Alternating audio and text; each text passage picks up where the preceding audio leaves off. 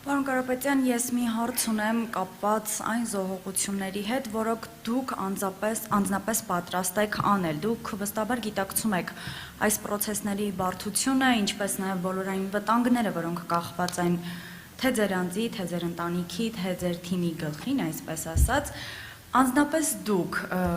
ինչ զոհողությունների եք պատրաստ, մինչև ինչ եք պատրաստ զոհել հանուն Հայաստանի։ Տարիներ շարունակ ես ամեն ինչ արել եմ Հայաստանի համար, ինչ կարողացել եմ, ինչքան հնարավորություն ունեցել եմ, բարեգործություն արել եմ։ Հայաստանում ամենամեծ 18 տարվա ընթացքում ամենամեծ ներդրողն եմ։ Այսինքն դուք մի մտածեք, որ դա զոհողություն չի եղել, բայց դա տնտեսական առումով է եղել։ Հիմա ես վստահ եմ, որ ես ունեցել եմ համենայն դեպս վերջի 5 տարիներին, միգուցե ինձանից 100-ավոր անգամ շատ գումար ունեցողներ են եղել, բայց ամենահաճելի, ամենալավ կյանքը։ Ես դա փոխարինում եմ մեր երկրի, մեր պետության զարգացման հետ։ Ես շատ լավ հասկանում եմ, որ սա շատ ծանր աշխատանք է, շատ պատասխանատու աշխատանք է, բայց ես վստահ եմ իմ ուժերի վրա, որ ես կարող եմ ստեղծել Հայաստանում 300,000 աշխատատեղ հայերի համար, ես կարող եմ կանգնեցնել 300,000 ադրբեջանցիների մեքենաներով մուտքը Հայաստան, դրա համար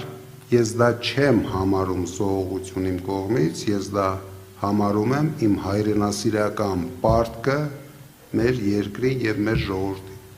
Մեկ հարց էլ ներողություն, դուք նշեցիք, որ դառնալով վարչապետ, եւ դուք վստահ եք, որ դառնալով եք վարչապետ, հրաժարվում եք ի սկզբանե աշխատավարձից եւ մեկ դրամ կհատկացնեք վարչապետին, քանի որ Նիկոլ Փաշինյանը դժվար թե այդտեղում կարողանա աշխատել։ Նաեւ գործընկերոջս հարցինի պատասխան նշեցիք, որ դեռ չգիտեք ինքը գործակալի տիրույթում է, ինչ տիրույթում է, բայց գիտեք, որ վախենում է Ալիևից։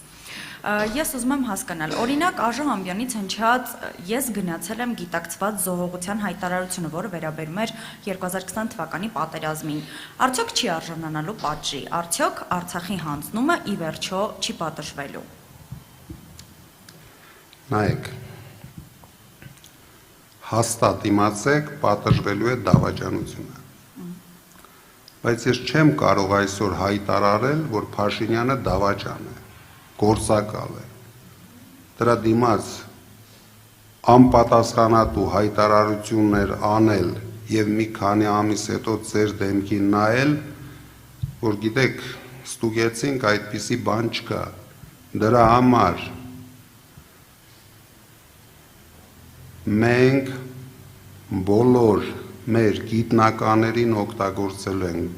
բոլոր կարող ուժերին օգտագործելու ենք։ Միգուցե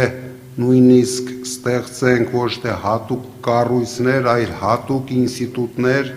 ովքեր մանրակրկիտ կուսումնասիրեն վերջի 8 տարիների բոլոր քայլերը։ Դրանից հետո օրենքի սահմաններում պատժվողը պատժվելու է, ով արժանի է պատժվելու է, ով արժանի չէ, ես պարզ եմ ասում, քրեական հետապնդումների չի ենթարկվելու։ Մենք չենք պատժելու մարդկանց, ովքեր վախկոտ են եղել, ովքեր թույլ են եղել, իսկ ովքեր դավաճան են եղել, դուք չեք էլ պատկերացնում ինչպես են պատժվելու։ Շնորհակալ